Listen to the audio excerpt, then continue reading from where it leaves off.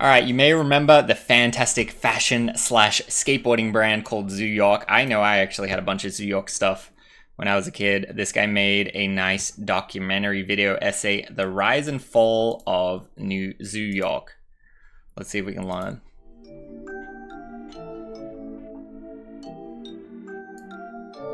How many remember Zoo York? Zoo York was one of the pioneers of the skateboarding industry, rising to fame in what many would call the golden age of the sport. At their peak, Zoo York was at the heart of the culture, carving out a space and helping to lay the groundwork for an entire evolution of a fashion genre. But over the years, boy have they fallen from grace. But how though? What could cause such a storied name to tank in the way that they have? Let's find out. I'm Nate the Great from TakeFlight214.com, and this is the rise and fall of Zoo York. But before we get started, don't forget to smash that like button for me. We've been growing steady lately, and I can't thank you guys enough for all the support. But with that being said, let's jump right in. To say that Zoo York began in irony is putting it a bit lightly. Truth is, it almost never happened. Rodney Smith, Eli Gesner, and Adam Schatz started the business in 1993 after Smith's original company, Shut, underwent costly legal battles over trademark infringement and was forced to, shut down. Eli's first design job came when Rodney Smith asked him to design the original logo for Shut. Mike V's old friend. He would move on to work for Russell Simmons' Fat Farm when, a few years later, Eli and Rodney linked back up to form Zoo York. After crashing on Gesner's couch for a few months in the wake of Shut's demise, Smith came up with the idea for a brand that would represent the gritty new street skating style taking over New York City. Along with their third partner, Adam Schatz, they will be able to get the company off the ground by utilizing Fat Farm's copy machine After Hours, which was some real gorilla shit. I mean, hats off. See, like, I think that's, I don't think that's AI culture. They made sure to heavily incorporate skate, graffiti, and hip hop lifestyle into the design and the brand ethos. In fact, what usually happens is the brand gets made from the grassroots, it becomes really popular, all these great things, then it starts making money, then it expands too quickly, and then it all crashes and burns, and then they have to sell to some corporate overlord, and then the brand dies. Honestly, that is kind of like the blueprint for every single brand ever. I feel like it's not even like a course that could happen, it's almost like it happens every single time. The name Zoo York came from New York City's oldest skate crew, Soul Assassin of Zoo York. 4 years after launching, they released the Zoo York mixtape, a skateboarding tape showcasing the crew at its finest. One of the most important documents from that period, it's an hour-long video containing skate footage from the team members like Harold Hunter, Peter BC, and Jeff Fang, and freestyle footage from Busta Rhymes, Fat Joe, Ghostface Killer, and Method Man. In the early 90s, there were no New York City-based skateboard companies, really, let alone any companies attempting to represent the entire East Coast. But ask anyone who was around at the time, and they'll all say that the skate scene in New York in the 90s was legendary. It was raw, it was gritty. You had tons of New York street kids bunking together in crash pads with only two main interests, skating by day and partying by night. The era was perfectly documented by Larry Clark's 1997 movie Kids, which ironically plays an interesting role in the story of Zoo I've actually York. Never watched Kids. Larry Clark wanted his film to feel authentic, so rather than hiring trained Hollywood actors, he opted to use real-life skater kids from New York. He wound up casting several members from the original Supreme skate team, and Jeff Fang, Peter BC, and the late Justin Pierce. But he also casted Harold Hunter, who was being sponsored by Zoo York at the time. What? I didn't know that. With Zoo York representing He's the in changing the of movie? the guard, so to speak, the owners felt the need to shine a light on these new skaters through their first full-length video. With the industry spotlight focusing so much on California, many East Coast skaters constantly felt left out. And in response to this, Zoo York would build their own team of guys and introduce them to the world of skating. And at the core of the group, Yeah, I feel like kind of Zoo York was one of the original like streetwear brands that kind of like superseded just skate a little bit. Whereas like I feel like you'd always see kind of like a particular type of person always kind of like repping Zoo York. Whereas I feel like most other skate brands like didn't break through to that as much, you know. Hunter, it's kind of like the early version of that. Persona loomed large throughout the Zoo York mixtape. And whereas Hunter's skating was sloppy yet enduring to the video viewers, Jeff Fang stood out as the cleanest and most technical. Aside from Fang and Hunter, there were several other now legendary skaters who would also make a name for themselves through the Zoo York mixtape.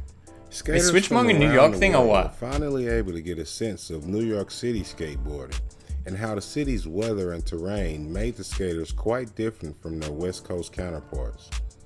A year into filming, Eli had the idea to combine skate footage with freestyle videos he'd filmed in the studio at legendary Stretch Armstrong and Bobbito's show. Eli, being a former club promoter, had made several connections in the industry. He was responsible for giving DJs like Moby and Clark Kent their first gigs at Mars nightclub Clark Kent? in the early 90s. And after hiring Stretch to play at Mars, Eli filmed rappers like Ghostface Killer, Busta Rhymes, Diamond D, and Fat Joe at their radio show. After several months of editing, the Zoo York mixtape premiered at the New York Underground Film Festival in March of 1997. But the larger impact wouldn't be felt until a few months later when it was distributed to skate shops around the country. The three owners were initially excited about the final product, and rightfully so. The Zoo York mixtape put them on the map, and for the next decade, Zoo York reigned alongside Element as one of. I think Zoo York is a great name for a brand because it's like easily rememberable, recognizable, but then it's like super distinct. If you Google Zoo York, nothing will ever come up other than like your brand. I think it's a really good name, to be honest. And for the next decade, Zoo York reigned alongside Element as one of the top-selling skateboard companies in the world.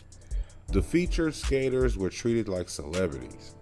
They may not have had as much money as the rappers that they were partying with, but Hunter, Fang, and BC were just as important to the culture at the time, bypassing the door at the hottest clubs and helping to build the now famous bypassing the door at the hottest clubs. The videos also included the clothing wing of Zoo York.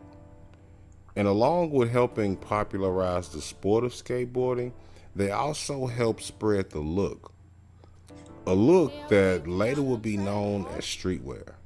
But at the time, it wasn't yet called streetwear. It was just a way for the kids to showcase the type of clothes that they were into. That's what I mean, though, kind of early. Not just for the look itself, but for practicality in the sport. They offered streetwear staples like t-shirts with catchy graphics, hoodies, and baseball caps. The ZY logo became synonymous with logo skateboarding. too. By then, the friend group behind Zoo York had seemingly made it. They had set out to spread the gospel of the New York skate scene and managed to contribute to an entire movement while they were at it. Their tapes were a hit, their clothes were moving off the shelves, and it seemed like they were at the top of their game. So perhaps it was really no surprise when in 2001, the brand was sold. But what was a surprise to many, though, 2001? Damn, that means my whole identity of Zoo York was post this sale or whatever. That's kind of sad. Was that it was sold to Mark Echo and expanded into department stores like Macy's and later JCPenney's and Sears. United or whatever. And with that, so marks the downfall. The original owners did maintain some. But is that saying the peak of Zoo York was before the early 2000s? Surely it wasn't before 2001. I feel like it would have been peaking kind of like 2005 type of time period. Creative control. It was graffiti? Okay. Until 2005, that is. When Mark Echo fell into debt and was bought out by major distributor Iconics. And the move to axe the original designers and spread the merch around like jelly began to really hurt the brand in the eyes of OG fans. Suddenly, you began to see Zoo York pop up in places like Ross and Burlington Coat Factory for bargain bin prices. The once mighty brand one that along with Supreme had helped build the vision of New York skate culture, had fallen, and fallen hard. Iconics was shaved down the skate program, and even though they did still take newer guys on tour from time to time and sponsor some events and premieres for a while, the show was basically over. R.B. O'Malley, who filmed Zoo York's defining full-length mixtape, was still working on video and social media content for the brand Board until slide? 2016. O'Malley confirmed that as of now, there is no Zoo York US team any longer, and Zoo York is not currently sponsoring any skateboarders in the US. He said He's saying as of now, 2 years ago. Okay, so in 2023. that there are smaller teams in Australia, Brazil, and possibly Wait, Japan, what? but those are all arranged by local skate distributors. And for someone who saw the brand grow from its very beginning, O'Malley is sad to see where Zoo York is today. Quote, "I'm grateful for the ride with Zoo York and everything they've done for me," end quote. He said, "I spent more than half of my life working for this brand and I care so deeply about it." And I personally think that that sentiment is shared Zoo by York, anyone Australia. who remembers what Zoo York Wasn't Zoo York used trying to be. make a comeback recently? But what do you think? Were you a fan of Zoo York back in the day? I was. Are you too sad to see the state that they find themselves in today? I mean, it is what Hit us it in is. the comment section and let us know. Also, if you made it this far, then we hope that means you liked the video. Thank you. That was a good video. Shout out to this channel. Let's look up Zoo York real quick. Shout out to this guy. Definitely not AI channel. That was good. I'm glad that we realized that it wasn't AI. Since 1993. Oh no. Wait. Okay, yeah, it is real. We can buy a board. Should we buy some streetwear? How's it looking these days?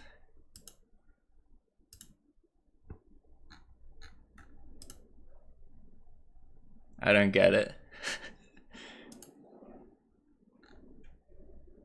My first tech deck was Zoo York. I'm walking here. This is Zoo York?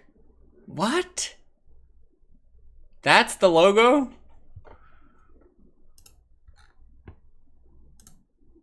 What is this? New York?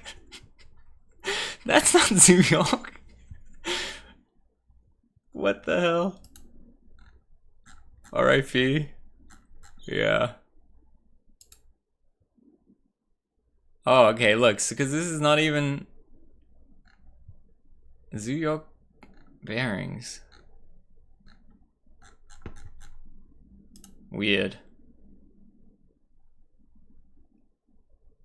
Wait, this is just a random skate shop. New York skateboards. That didn't even link to Zoo York. That just linked to like this New York skateboards. Weird. Very weird. I guess it is just dusted.